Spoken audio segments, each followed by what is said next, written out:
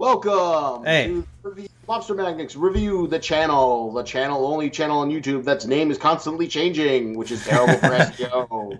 But I am here with my good old buddy Gorogregoro, and we are here to continue our weeb descent as we climb the YouTube ladder, trying to achieve fame and sponsorship, to live the dream life, to talk about something that I find very dear, my personal favorite manga series going on right now.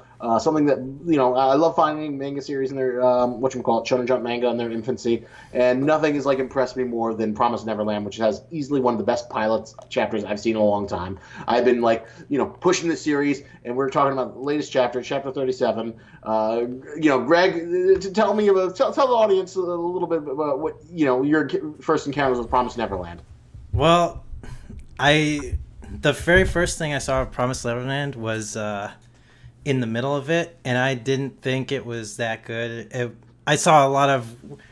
I saw it was very confusing for me. I saw a lot of word bubbles, and they were like fighting with some handmade, just like a bunch of kids fighting with some handmade. It was like supposed to be very deep political battles or something going on, but I didn't really care for it all. It was just What did you kind of think dumb. of that? What did you think the premise was? I Because it lays out what the premise is. It's not a mystery box. I thought it was just a bunch of whiny kids in an orphanage, and like the handmaid was just like being a huge bitch to them, and it was, that was basically it. It was like that's all I thought of it when I first saw it. But saw now, this weird thing. but from the very beginning, when I read the first chapter, I got hooked to it. When I read the first chapter in It's order, such a great fucking chapter. I don't give a shit about spoilers, but I think that's it's such a slow, wonderful reveal to understand the premise. So if you want to go experience it, go to your favorite scanlation site or go buy it on Comixology or whatever. Go track it down. I highly recommend it. If you don't give it, but sometimes I'm the kind of person where if I hear something and it has a really good premise, I'll go check it out immediately. Because I want to know what I'm getting into and if it's worth my time. So, from here on, spoiler discussion, since we're obviously going to get into the chapter. But basically, the premise is that there are these kids on a farm, well, on an orphanage. But it turns out they're actually on a farm, and they're being raised to be super smart kids, so they can be fed to so they can be weird harvested. alien demons. So their brains can be harvested for these demons to eat. Yeah, because the smarter they are, the tastier they are. So basically, it's like Death Note with these super smart kids trying to play mind games and using their incredible intelligence to escape from the plantation. And it's really exciting because they finally escaped. They finally did it. Yes, they did, and they really pulled off an amazing plan. It was an it was an awesome climax to that whole arc, that whole It thing. was it was great, and what I kind of love about Promised Neverland is that there are many anime that oh my god, this is so dark, but yet it's also cute and pretty, but then they just try and try to be edgy and grimdark, and it always just feels really forced and stupid and dumb and immature. Hmm. But I think Promised Neverland strides that line so fucking perfectly in the sense that it's really idealistic. These are kids that just want to have fun. Emma's an all-time Exactly. great protagonist. I hope she becomes this icon she deserves to be. Ray's the cynical one. Norman's the wonderful one who keeps balance between the two. And they feel like real kids, who are a little bit maybe above the curve than your average kids. They're super admirable. But there's also a tremendous amount of stakes that we see, especially with the death of Norman. Well, assumed death. For all we know, he could come back. My biggest fear is that Norman comes back and he's a katana on superpowers, and then everything that's been built up to this point is completely gone. God, I really doubt that would ever happen. I pray that doesn't happen. But he might come back, but probably not as But so far, super the thing that impresses me the ninja. most is that, despite the fact Mm. we have this potentially futuristic setting with these weird alien demons, so far the kids don't have superpowers. They don't have technology. They're just clever kids. Yeah, exactly. It's basically like a bunch of light Yagamis in child form. Without the Death Note superpower. Yes. Which honestly, the longer that they don't have superpowers, the more interesting it'll be because it means they need to use their smarts to which I freaking love. It makes it a more difficult to write series. It's a more interesting to read series, and this is where I think is the sink or swim point. Because like in chapter 37, it's a very good chapter. In one sense, I'm disappointed because it's like they're off we got these really cool weird demon things. We don't know what they are. We don't know what the situation is in the world. I'm dying for answers. It can be just about anything. We need a big info dump payoff exposition thing, and the series can literally go anywhere. And basically, this is sort of like an epilogue where we get a flashback of Isabella. We learn about how she was like a part of the system. I kind of like the theme that it's like, oh, this is such an impressive, fucked up system. And, you either conform to it like Sister Crone or Isabella just to survive, or you die. Yeah. And, well, Greg, it's funny. There's like this fucking terrible manga called U19 because like Shonen Jump did this big thing where they're like have a whole bunch of new series from like some new creators, some established ones. They're mostly pretty terrible, and the worst one is U19. Okay. And basically U19 is like there's this evil adult party, but the teenagers have superpowers created by their libido. Oh my god. Yeah. It's like Kids Next Door, the manga anime, and the adult party is like genetically and fucking breeding people because they want to create better adults, and then the kids have to rebel against the evil adult party, and it's fucking lame and stupid. So it's like a really dumbed down version of Promised Neverland. The funniest stupidest, thing is that, like a stupider Promised Neverland. That's why I find it so fascinating. They basically, on the surface level, have the exact same themes in the terms of like, oh, this is the adults are the enemy, and the adults are the enemy. We must rise. Exactly, they're dominating everything, but like Promised Neverland is much more tacky. Well, and Promised Neverland does it much more intelligent way. I think. Way more intelligent. Yeah, it's a much smarter series, and I think it's written by it's like an artist-writer duo, and it does an amazing job, and I'm like so psyched up because we get that like amazing shot where it's like the sunlight and all the kids are on their own. It's like, oh my god, what's gonna happen next? Man, and I really do love the artwork for this series. Like every splash page has been phenomenal. The way they draw their characters, the perspectives that they draw for the backgrounds, the demons, so much detail. They're so fucking cool. So much detail, and the weird giraffe demons that we saw. Oh yeah, that thing. I have no idea what the hell was deal with them. I want to know so badly. I'm so dying. They're really cool designs, and I love it how they haven't been overexposed, and the kids aren't fighting them with superpowers or some bullshit. Yeah. Exactly. We shouldn't have superpowers in this series, I don't think. That's what I'm kind of curious to see what happens. I really hope they're just smart kids and they keep on doing smart shit, as opposed to like someone gives them like a laser rifle or a laser sword, and they're so smart they're able to use the laser weapons. I think that's part of the appeal to things like a Prison Break series. Well, this is like basically about a prison break, right? Yeah. So I don't know if I'd say Prison Break's a genre, but so go on, Greg. Well, yeah, I guess it's not a genre. It's like a theme thing. Whatever. What was the point? But like, it's just about like normal people just trying to break out from like an unbelievably difficult situation. So I think the appeal is like the more normal they are, and the more unbelievable the task is to break out of it, the better. Yeah. And I do love the funniest thing is like when they do finally break out and you see the scheme of like they're gonna shoot the clotheslines and then they're gonna like use like soda pop rockets or whatever or little rockets that they made, and it almost feels like kind of like a lame Nickelodeon thing, like oh yeah, the kids are getting out, ooh, kids ingenuity, woo. But like at that point it had been earned by like the darker moments, like Isabel / Mama breaking Emma's leg. Norman like just going to his death. Ray prepared to like freaking ignite himself like a Buddhist. Set himself on fire. Set himself on fire. Oh my god, that was like so intense and hardcore.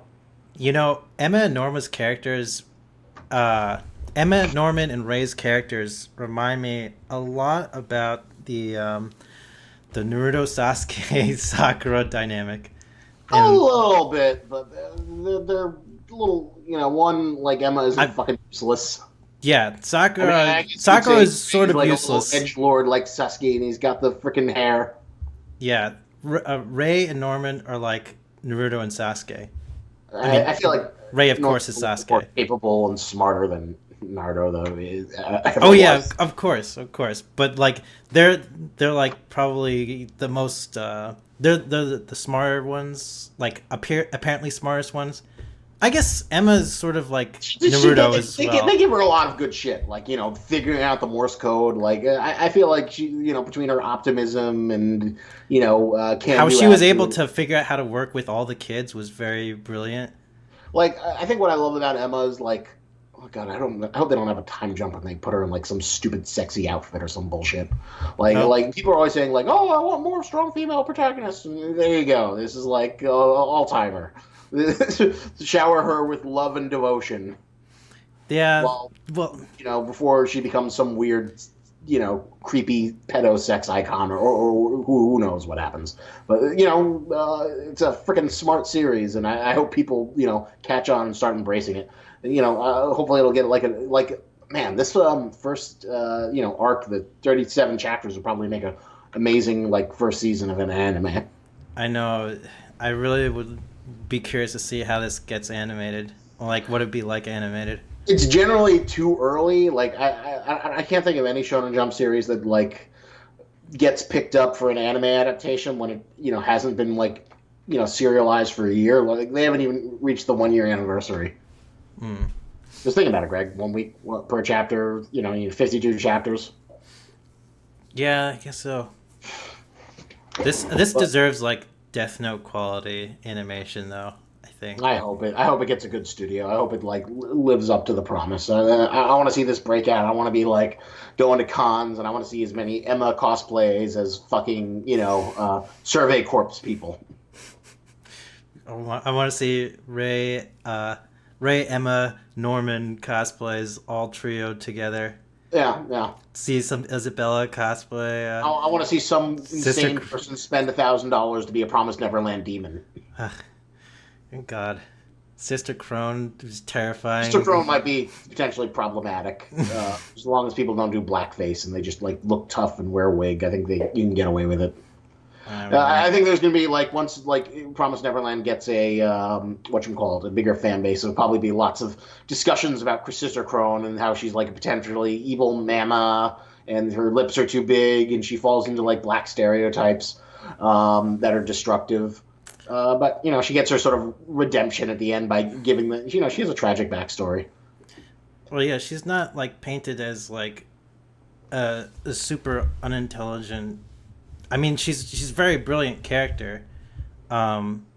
And she's very intelligent. Is what I mean. Where Well, she's she's just a smart character, and like I think what makes her the racial politics is always really interesting in manga because, mhm. like from a they have no reason to include any other things except for like Japanese people or pseudo Japanese people because ostentatiously this is manga's only made for like one audience, Japanese people. But Mhm. now we live in this sort of global culture where little, weebs like us, consume it through our illegal methods, and people read it all across the globe. But Mhm. I feel like most of it's not like made with a global audience in mind. So Mhm. there's like no pressure to cater to that audience, which is why you get things that may not be as kosher in other cultures. Yeah, that's pretty well said about that. Uh, Um, but I think she has a really sad, tragic dimension when you just basically see her as like a system that was like always built against her, and she always tried to do her best in the system, and then compete, compete, compete, and yes, so that ultimately just kills her, which has a lot of sad consequences in the real world. it's it's very tragic, and I guess Isabella saw through her plan like earlier on. Otherwise, Sister Crow might have been able to, like, she saw through her plan just in time because apparently she found some big evidence against Isabella that could take her down. Yeah, But but also, she remember was teamed up that with, evidence was planted though, so yeah, we still don't know what that evidence is. she was like in league with the Yeah, the grandma, grandma. so it wouldn't have even Great mattered. supervillain that we'll have to wait and see. Who's like maybe the head of the entire operation. I guess it wouldn't even matter. So they were in cahoots with each other from the very beginning. Oh, yeah, exactly. Just just like So I guess Sister Crone was kind of screwed from the very beginning. yeah, which in an American context, has a lot of meaning for essentially black people trying to climb up the system, fighting against institutional racism. Yeah, I suppose so. Uh, I don't think that was like deliberately designed to be that metaphor, but just kind of like you well, know, well, slot I in I there. see it like yeah. It's I don't think it was deliberately designed for that metaphor, but No, uh, I feel like Sister Crone was created as sort of like a stepping stone to be able to overcome the main yeah, that's antagonist definitely her role. She's Isabella. definitely like the sub lieutenant villain Yeah, before they face off against Isabel directly. yeah. So it was like yeah, that. And it kind of interesting too. Like after each one of them is defeated, they leave a little token behind to help the kids uh, Well, what's Isabel? Oh with their yeah, because journey. Isabella She takes took all away. the ropes in this Yeah, that's chapter. true. I still don't understand what the hell that damn pen does, but I'm hoping that like later on soon the kids are wandering in the woods and they're cold and they're running out of food and they have to like they can't catch squirrels and shit and then William Minerva comes out and he gives us everything to You explain the make William history of the Nerver world. sound like such a badass, but he's just like, we don't know who the fuck he is. We Or have no idea, but I am just building the myth of William Minerva in my mind. just We like got some book, we got mysterious, pen, like, and I saw the pen with W. I'm like, oh, William Minerva. Oh my he's God, I speaking a tried. Morse code. Yeah, But we haven't heard anything like badass that he's ever done ever. All we know is just sending a message in Morse like code. super important. But like I'm so hyped because like the mystery of this universe has been built, and it can like the beautiful thing is that like it's not roped in where like they can throw anything at us. They can be aliens, they can be demons from hell or whatever. It can be anything, and we'll accept it because, like, the sky's the limit, and we haven't had any details that would like really conflict, and that's what I'm really excited about. Yeah, I'm curious how they're gonna But it's how they're also gonna continue with this. it's really scary on some end, like this arc was so good, it sets the bar so high, and that like we want good explanations, we want a good justification. The easy way out is like give Emma a laser sword and have her come in and break little kids. I really hope there's no laser swords. Maybe like there's some futuristic weapons because they're in the future. I could see that That's happening. the only thing I could accept. Scott was saying that, like, when I got Scott into it, and whatchamacallit, he's saying that maybe they have psychic powers, and that's the reason why they're like testing them to. But I feel like that would feel lame. No. I mean, okay, she does say that these kids are quote unquote special. Maybe there is some kind of unlocked potential, something like unlockable potential, something like maybe from the Serenity old TV show Serenity series. Like, Well, what was remember? it? Wasn't she just like genetically engineered or something to be perfect? I forget what her story was. The river, right? Yeah, River. Basically, something like that. But who knows? I hope not. I just want them to be smart kids. That's what I'm kind of like. My fingers are crossed, and I think the bigger crazy situations we see them in, where it doesn't feel like they have to use Death Note or Code Geass bullshit powers. The smarter the series is going to be, and the better payoff it is. Especially if Uh, we actually see the kids overcome the demons through doing something really really smart. yeah, I agree. I really want it to take in that direction. But oh god, I can't wait for next week. Do you think there's going to be a time jump? That's one of my biggest fears that I'm really afraid of. Um, I don't. The easiest way to keep the status quo would be to have a time jump and then focus on that Phil character, and then Yeah. show him like leading the other kids and the the little 4-year olds. and they're like six or something, and then we just see like how the status quo has changed from the farm, and that would piss me off. I mean, because that's kind of how I see where it's gonna go. Because Emma's next goal is to break out the rest of the kids once, before 2 years are up or Because something. like that would be like, oh god, I would be so pissed off. But yeah, I could just imagine that, like, that would be the laziest option, but it is an option on the table. We see Phil, everyone's a little bit older. Maybe security stepped up. There's more creepy stuff.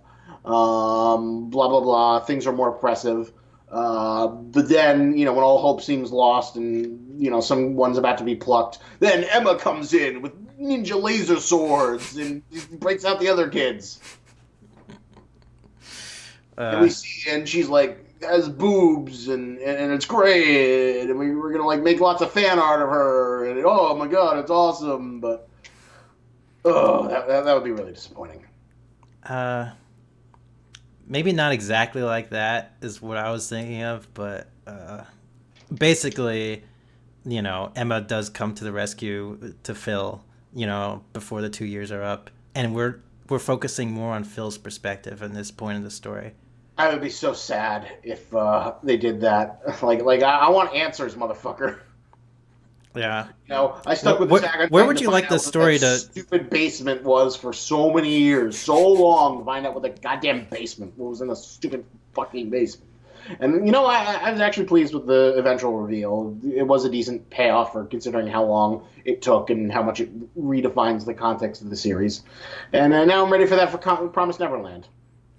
So, what do you think? Where do you think they should take the story now? Oh, I think what we need to know is they should encounter some surviving humans who are hiding from the demons who can tell them what the fuck's going on.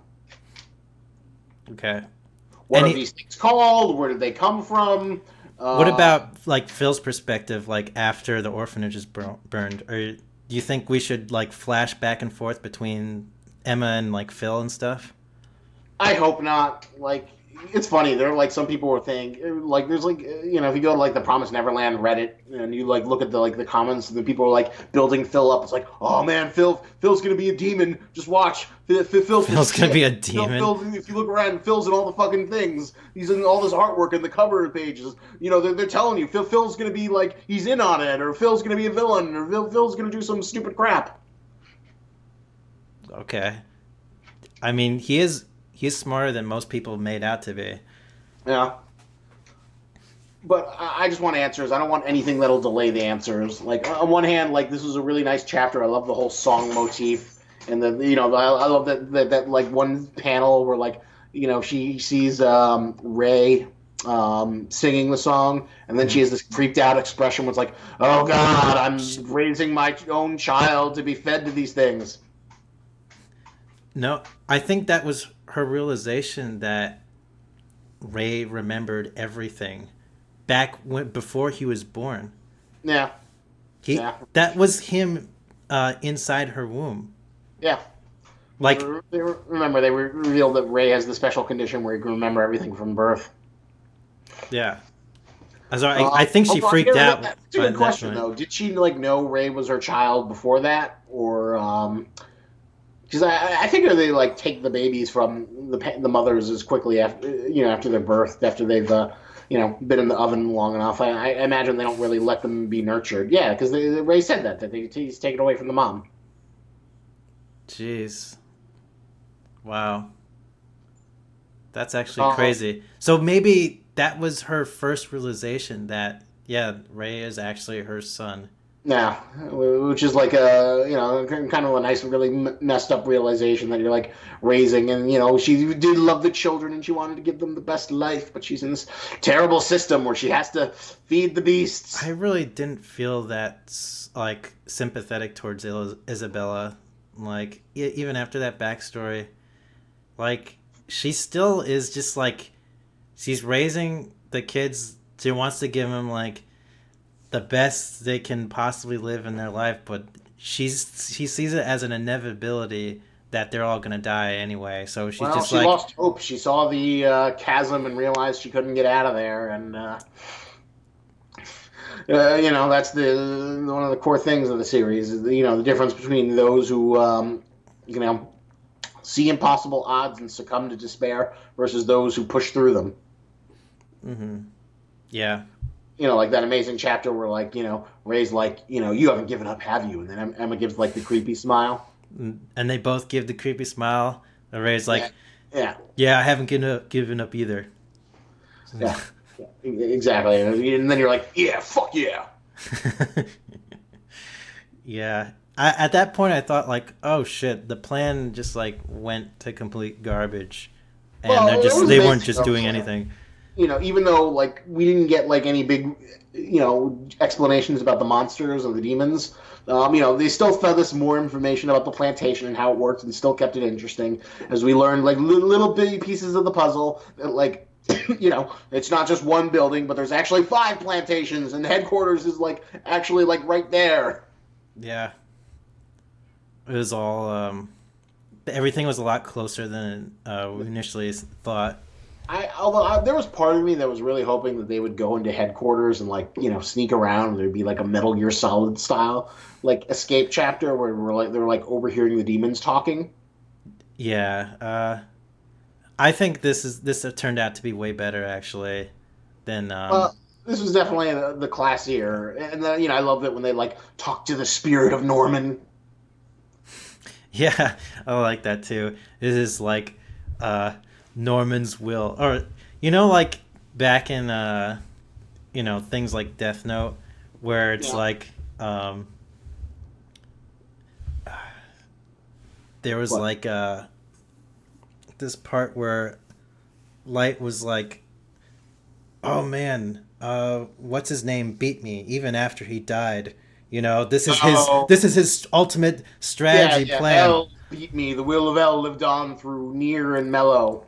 Yeah, Yeah, it was a little bit like that. It was an emotional, well earned scene where it's like, Norman's calm demeanor, like guiding them through to victory, um, just as Norman planned. yeah. Norman was a great character. I really liked Norman. One They're thing all that I really great would be characters. really happy to see is if like Norman becomes a villain later on. Oh God. Like they somehow recruit him and then he becomes like a facilitator operator or some shit and he's like hunting them down. Oh my God. That would reflect like back in the days when he used to hunt people for tag and stuff. Yeah. Oh That God, the shit irony. that shit would be awesome. That would be like amazing. They do like a game of tag, and then like Norman has like demon hound dogs, and he's like instructing them through like robotic collars or something. It's like, oh, this is different than before. They understand our movements. That'd be so crazy. I'm s- I really hope this series keeps going with the good stuff it's been doing. Yeah, And yeah. Oh, what next week so badly? I wanted to see what happens. This is like now that the escape arc is officially done. This is like the real business. Right now, Greg, you could say that Promised Neverland is on a precipice. It is going over a cliff, and it yeah, is either going to soar into the heights of super popularity and become like this enduring franchise that people love forever, or it'll fall down and plummet and do something stupid. yeah, and that's the last part is what I'm most concerned about. It plummeting down, doing something stupid after this huge, amazing climactic escape arc, which was basically the premise of the whole series from the very beginning. Yeah, yeah. I hope they have something planned. Oh god, that would be the saddest thing if like, oh, it's over. Look over forward to blah blah blah Sensei's next work. I mean, even if it ended at just this, I mean, maybe just give like a little taste of like the answers behind what the hell the demons are, and then Yeah, just end the series like that. I mean, I even that after that, I would probably be satisfied. it would be a nice conclusive story. Yeah, and then maybe they could do like a spin off with Phil. He actually has to. He can't rely on Emma to break him out, so he has to escape with the other kids or something like that. Yeah, they have like some sort of laser beam, some sort of more complicated, security system or some bullshit like that.